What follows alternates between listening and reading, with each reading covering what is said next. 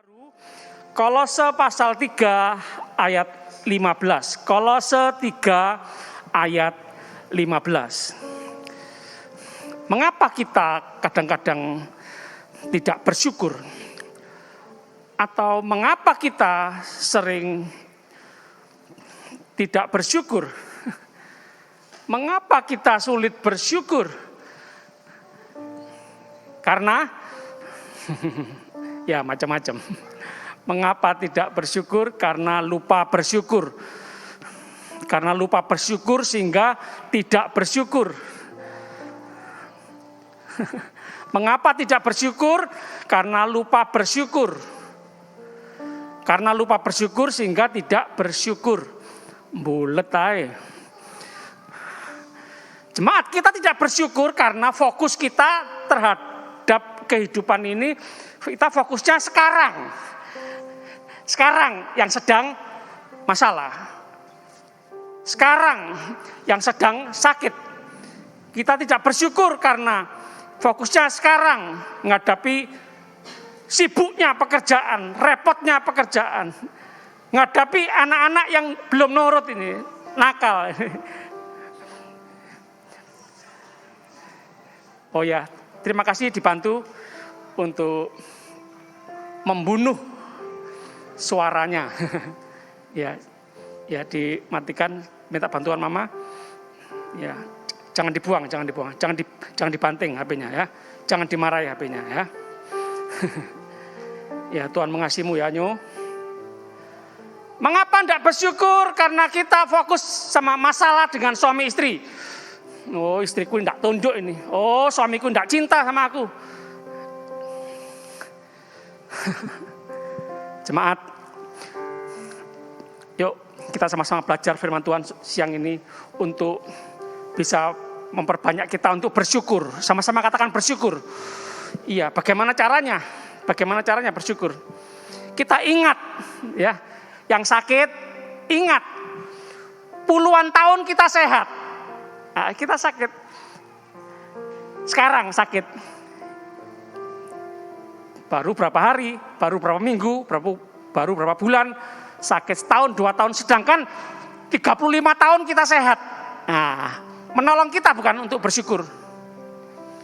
Suami istri yang sedang bertengkar, ribut, istri yang tidak tunduk, suami yang tidak cinta. Bersyukur punya. Kenapa ribut? Karena punya istri, punya suami. Kalau tidak punya istri, tidak punya suami kan tidak bisa bertengkar kan. Bersyukur loh punya pasangan. Banyak orang tidak punya pasangan, bersyukur. Repot sama anak, ribut sama anak, ya, makan hati anak. Bersyukur punya anak. Ada banyak suami istri yang belum punya anak. Duh, kesel aku nih kerjaan. Gak ada bisa-bisa bosku nih ngasih kerjaan terus. Jemaat, bersyukur punya pekerjaan. Banyak orang masih nganggur, banyak orang di PHK. Paham jemaat? Bagaimana caranya bersyukur? Ya, bersyukurlah. Kita baca Kolose 3 ayat 15. Kenapa sulit bersyukur? Karena pusing memikirkan yang belum kita punya. Belum kita punya. Sedangkan yang kita punya, kita nggak perhitungkan, kita nggak ingat-ingat, kita nggak syukuri. Sulit bersyukur karena memikirkan yang belum kita punya. Kolose 3 ayat 15, hendaklah damai sejahtera Kristus. Wah, kalau damai sejahtera Kristus, damai sejahtera surgawi ada, itu menolong kita untuk bersukacita, untuk bersyukur.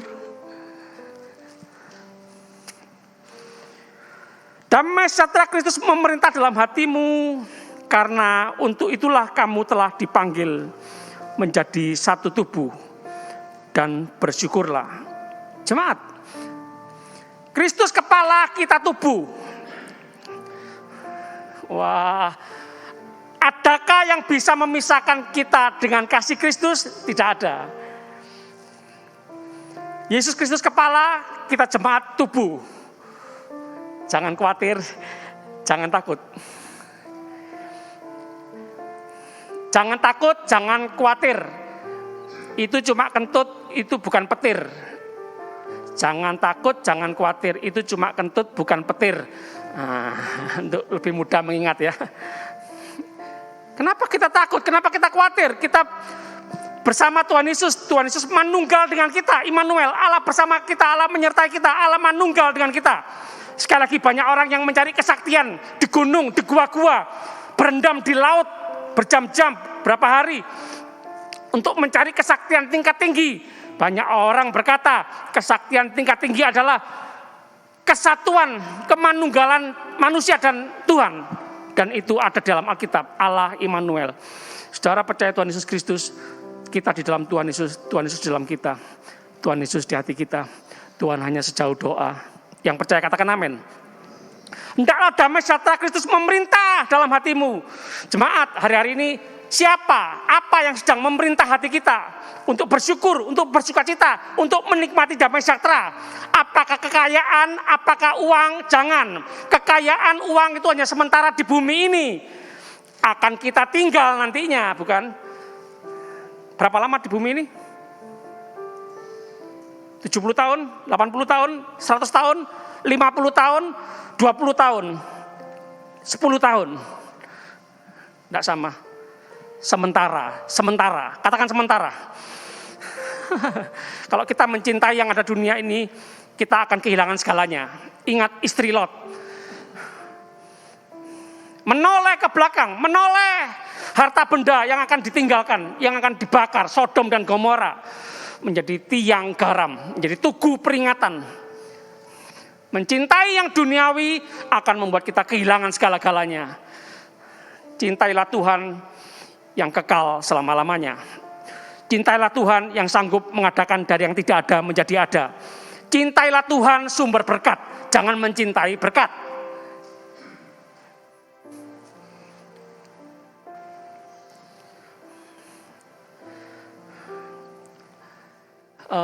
Lagu lama yang terutama di dalam hidup ini meninggikan nama Yesus. Yang terutama di dalam hidup ini meninggikan nama Yesus. Yang terutama di dalam hidup ini memuliakan namanya. Haleluya. Haleluya. Haleluya. Saya mau cinta Yesus. Haleluya. Haleluya. Saya mau cinta Yesus. Menyedihkan sekali ya. Kita enggak bersyukur sama Tuhan yang kita miliki. Kita mengomel, kita bersungut-sungut karena Tuhan tidak memberkati, karena berkat Tuhan tidak kita miliki, belum kita miliki. Kita lupa bersyukur karena Tuhan sumber jawaban doa kita yang kita miliki. Kita lupa bersyukur, kita bersungut-sungut, kita mengomel, kita marah karena jawaban doa belum kita miliki. Kita tidak bersyukur karena belum ada jawaban doa. Sedangkan Tuhan yang menjawab doa kita sudah kita miliki. Kita enggak bersyukur karena enggak punya uang, enggak ada rezeki, belum ada rezeki. Lupa bahwa Tuhan sumber rezeki, sumber berkat yang sanggup membuat kita kaya raya, yang sanggup membuat Daud menjadi raja, yang sanggup membuat Salomo penuh hikmat.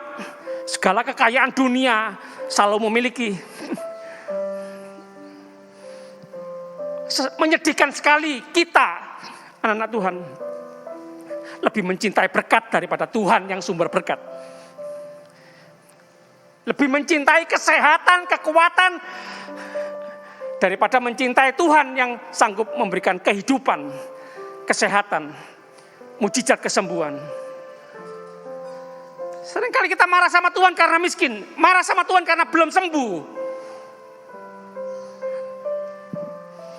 Kita merancangkan kehidupan kita, cita-cita kita menurut pikiran kita sendiri. Kita lupa berdoa, Tuhan jadilah kehendak-Mu, bukan kehendak-Ku. Kalau boleh kaya, kalau boleh sehat, kalau boleh punya kedudukan, kalau boleh. Jemaat, hidup ini bukan tentang rencana kita sendiri, tapi tentang rencana Tuhan. Bolehkah kita lebih fokus sama Tuhan daripada berkat Tuhan? Bolehkah kita lebih fokus sama Tuhan daripada yang lain-lain yang Tuhan sanggup adakan, yang Tuhan sanggup berikan?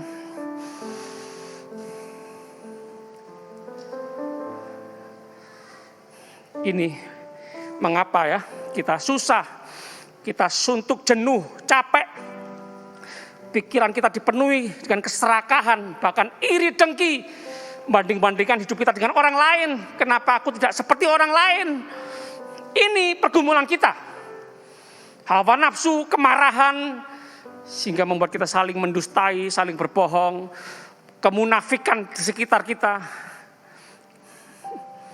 Kita enggak hidup apa adanya seperti yang Tuhan inginkan. Banyak dusta di antara kita menutupi banyak hal, kita berpura-pura. Ya, ini yang membuat kita dinilai banyak orang. Sebenarnya kamu orang percaya Tuhan atau tidak? Sebenarnya kamu orang beriman sama Tuhan atau tidak? KTP-nya orang beriman, orang beragama, tapi kenyataan hidupnya sepertinya tidak punya Tuhan. Seperti orang lain tidak berpengharapan. Seperti orang lain yang berputus asa. Jemaat, identik loh. Sama loh. Orang yang tidak bersyukur itu sama dengan orang yang tidak percaya Tuhan. Oh, Pak Pendeta, masa saya dibilang gak percaya Tuhan? Saya melayani di gereja puluhan tahun. Saya pemusik, saya pemimpin pujian, saya singer. Saya penerima tamu, saya pelayan persembahan. Saya penari di gereja. Saya pengurus gereja, saya gembala, saya pendeta, saya penginjil. Kok dibilang tidak percaya? Jemaat, jangan sepelekan soal tidak bersyukur. Jangan-jangan kita tidak sedang mentuhankan Tuhan. Tidak bersyukur, mirip ya, ngomel. Tidak bersyukur, mirip ya, seperti bangsa Israel. Bersungut-sungut, ujungnya apa? Menyalahkan Tuhan, bukan? Hati-hati jemaat. Ini yang membuat dosa merajalela dalam kehidupan kita. Gara-gara tidak bersyukur. Di Kolose 3, kita menemukan gaya hidup manusia lama. Percabulan, kenajisan, hawa nafsu, nafsu jahat, keserakahan. Yang sama dengan penyembahan berhala. Mungkin kita di rumah tidak ada patung yang kita sembah. Tapi kita memuaskan kedagingan kita, memuaskan hawa nafsu kita. Membuat diri kita jadi tuan, bukan Tuhan. Loh, kalau Yesus kita jadikan Tuhan, berarti kita nurut Tuhan, bukan? Tuhan kita jadikan tuan kita hamba. Tapi kalau kita menuruti keinginan daging kita, nuruti keinginan diri sendiri, berarti kan yang jadi tuan diri sendiri. Yang jadi Tuhan kan aku. Ini yang dinamakan egoistis. Ego yang lebih besar, Tuhan lebih kecil gitu. Ini yang membuat kita sulit bersyukur. Nyanyi aras-arasan malas. Nyanyi membosankan, menjenuhkan. Ibadah menjenuhkan, tidak bergairah. Rutinitas. Seperti agamawi saja. Ya, orang Kristen harus ke gereja, enggak ke gereja kok rasanya enggak enak. Nanti ditanya tetangga bagaimana? Kok enggak ke gereja lu orang Kristen? Cuma seminggu sekali kok enggak ke gereja. Enggak enak. Daripada enggak enak, daripada diomongin orang.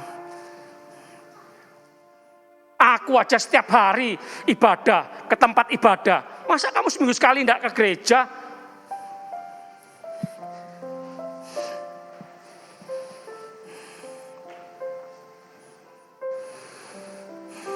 Sangat disayangkan. Padahal Yesus Kristus melepaskan kita dari kuasa gelap, dipindahkan ke kerajaan terang. Pantasnya kita neraka, tapi Tuhan pindahkan ke surga. Ini yang namanya anugerah, ini yang namanya kasih karunia. Ini yang namanya hidup kita ditebus oleh Tuhan Yesus Kristus. Ini yang namanya Yesus mati di atas kayu salib, mengampuni segala dosa kita, menanggung seluruh dosa umat manusia di dunia. Ini yang namanya kasih Yesus Kristus. Kasih karunia Yesus Kristus. Kalau kasih yang biasa kan, kamu baik, aku baik. Kamu suka ngasih aku suka ngasih kamu. Kamu pernah nolong aku nolong kamu. Itu kasih biasa. Tapi kalau kasih karunia, meskipun kamu belum nurut, kamu masih berdosa, kamu menyakiti hatiku, aku tetap mengasihimu. Meskipun kamu jahat sama aku, meskipun kamu meludahi aku, meskipun kamu memukul aku, meskipun kamu memakukan aku di atas kayu salib, aku tetap mengasihimu. Ini yang namanya kasih karunia, yang tidak lain dan tidak bukan adalah kasih Yesus Kristus. Tuhan kita yang menciptakan segala sesuatu yang di surga dan di bumi. Tuhan Yesus yang punya segala harta, hikmat, dan pengetahuan. Yesus yang seperti itu, yang mengasihi kita, yang menerima kita apa adanya. Masihkah kita terus lupa bersyukur?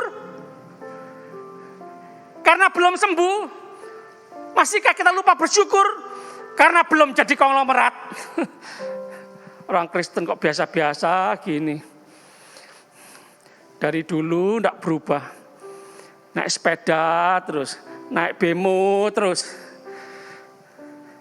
Jalan kaki terus. Kos terus, kontrak terus.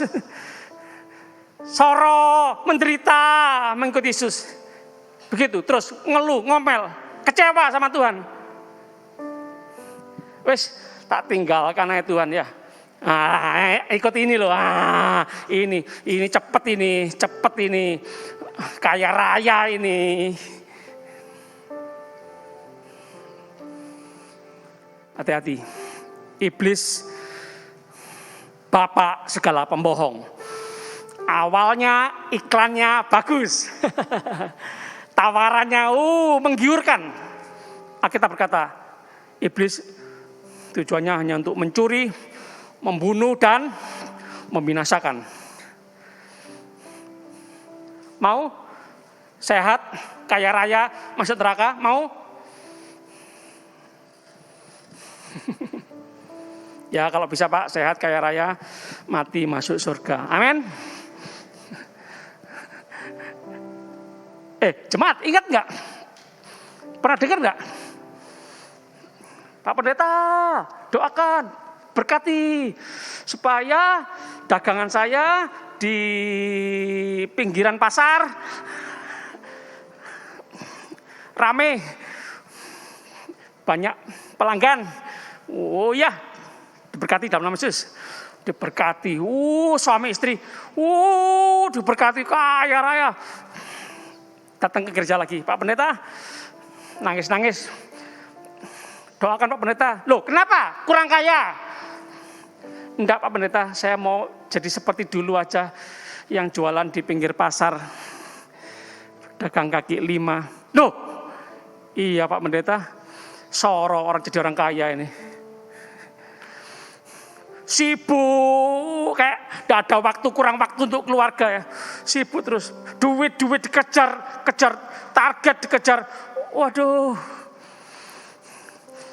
banyak orang yang mengintai, merongrong ya. Nggak enak-enak jadi orang kaya ya. Orang di atas itu anginnya lebih besar.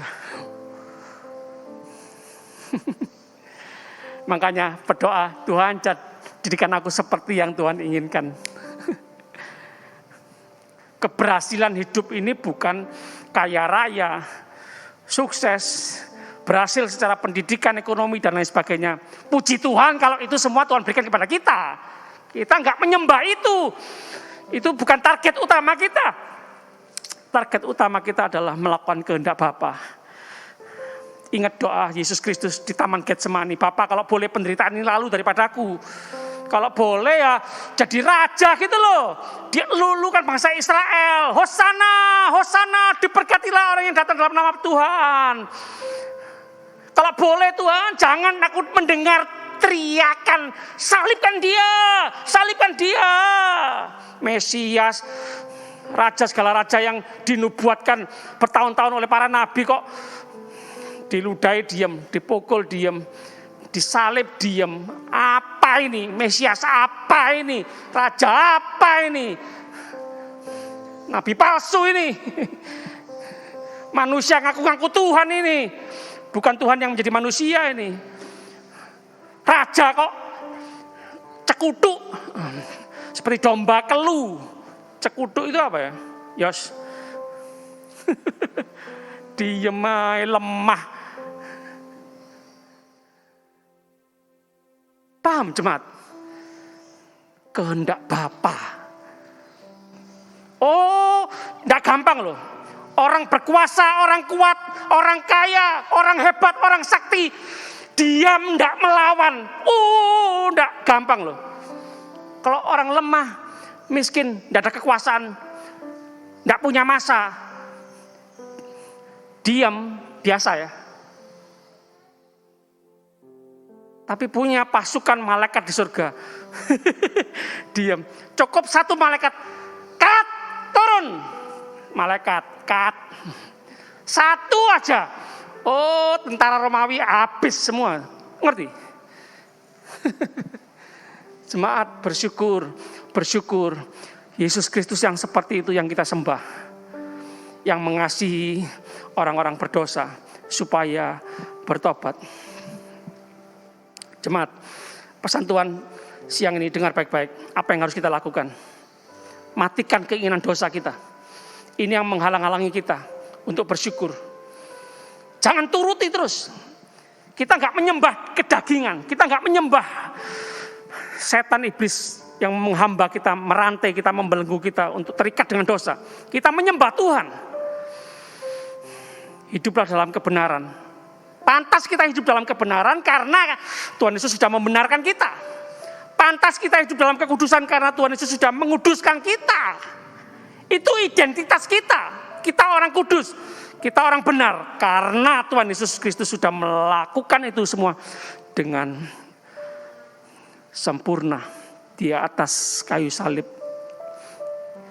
Itu penjelasan dari kata-kata Tuhan Yesus yang berkata, sudah selesai. Apa yang harus kita lakukan? Tanggalkan manusia lama kita. Cara hidup lama kita.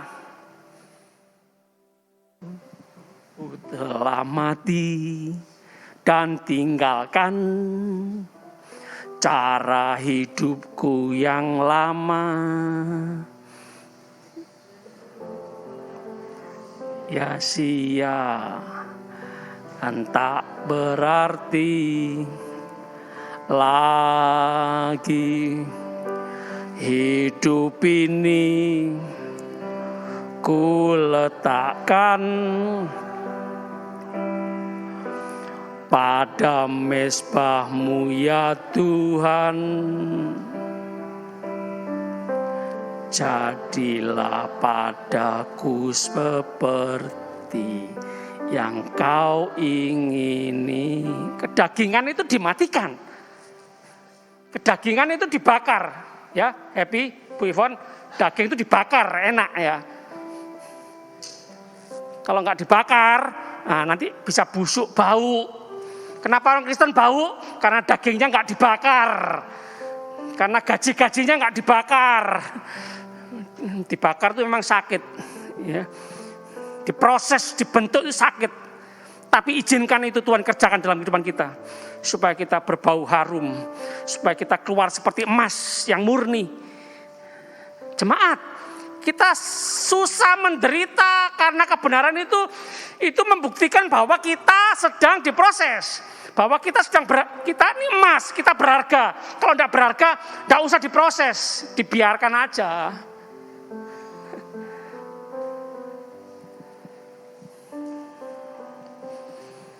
Apa yang harus kita lakukan? Kenakan manusia baru. Kenakan Kristus. Kenakan kasih. hasilkan kasih. Jadilah jemaat yang rendah hati, sabar, itu buah roh.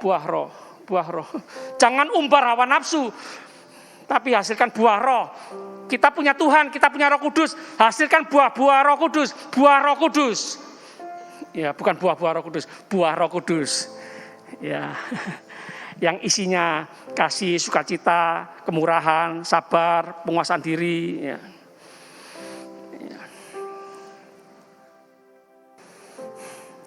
Apa yang harus kita lakukan? Penuhi dengan perkataan Kristus. Jangan sampai ini makian, kutukan, hujatan, hati-hati ini perkataan ini ya. Ini manusia lama. Suami istri terutama ya, hati-hati, jangan lihat kekurangannya terus ya. Kamu kok enggak? Kamu kok belum nyuci? Kamu kok belum ngepel? Kamu kok belum ngurus anak? Kamu kok belum melayani aku? Kamu kok belum membuatkan aku kopi? Kamu kok jadi fokusnya ke yang belum dilakukan? Bagaimana kalau kita memperhatikan yang sudah dilakukan? Terima kasih. Minta tolong, ini kata-kata ya, minta maaf. Suami istri, ingat masa pacaran gitu loh. Hati-hati kalau sedang bertengkar, itu tubuhmu sendiri. Hati-hati ketika sedang bertengkar, itu kepalamu sendiri. Kalau sampai menyakiti kepalanya sendiri, menyakiti tubuhnya sendiri, berarti sedang sakit jiwa. Terus terang aja, terus terang. Banyak orang sakit jiwa, bukan hanya di rumah sakit jiwa, tapi di sekitar kita. Sakit jiwa bukan menyakiti dirinya sendiri, menyakiti tubuhnya sendiri, menyakiti kepalanya sendiri. Kalau sebenarnya, seharusnya, kalau ada masalah dengan tubuhnya sendiri, kepalanya sendiri, seharusnya ditolong, bukan diobati, bukan dibantu, bukan supaya tidak bermasalah, supaya tidak sakit. Yang mengerti katakan amin, jemaat. Waduh, terutama ini masalah keluarga, masalah suami istri. Suami istri bermasalah, keluarga bermasalah, membuat gereja bermasalah. Gereja bermasalah, sebuah kota bermasalah. Sebuah kota bermasalah, negara bermasalah. Negara hancur dimulai dari keluarga, dimulai dari suami istri. Negara hancur bukan hanya karena bom.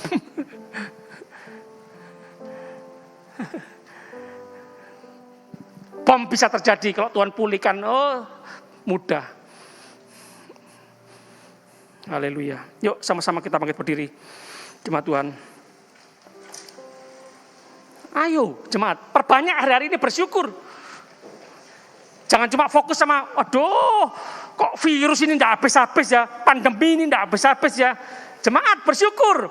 Perlindungan Tuhan sempurna. Kalau kita sampai hari ini bisa sehat, itu bersyukur. Itu perlindungan Tuhan. Kalau sakit ya apa? Marah sama Tuhan? Enggak. Bersyukur masih ada obat.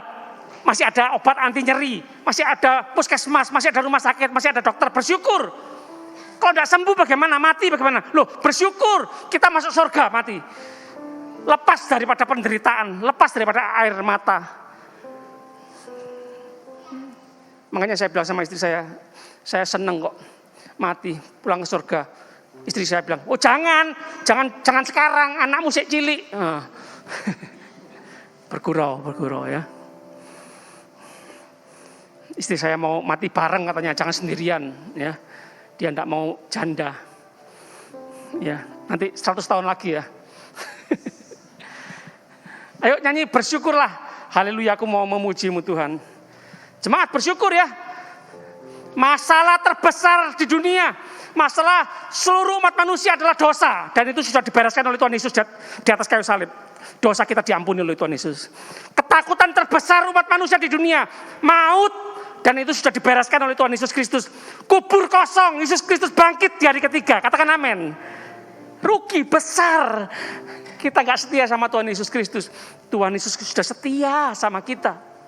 Tuhan menerima kita apa adanya. Haleluya. Ayo, tim musik. 1, 2, 3.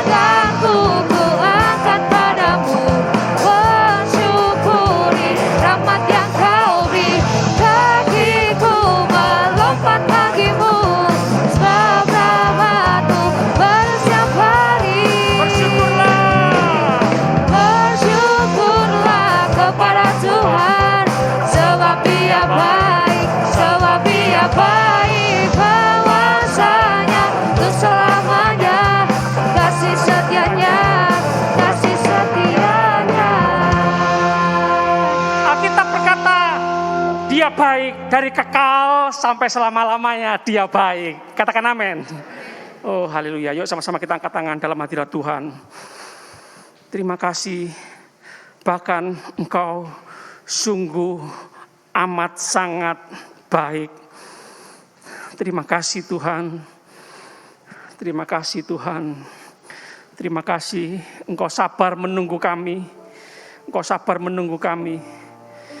Menjadi umat Tuhan yang selalu bersyukur. Ampuni kami, seringkali kami salah paham dengan Tuhan. Seringkali kami berkata Tuhan jahat. Tuhan tidak adil. Tuhan ampuni kami umat-Mu. Engkau maha tahu. Engkau mengerti. Melihat sampai kedalaman hati kami. Roh Kudus, Engkau menolong seluruh jemaat Tuhan. Mengerti kehendak Tuhan. Mengenal jalan-jalan Tuhan.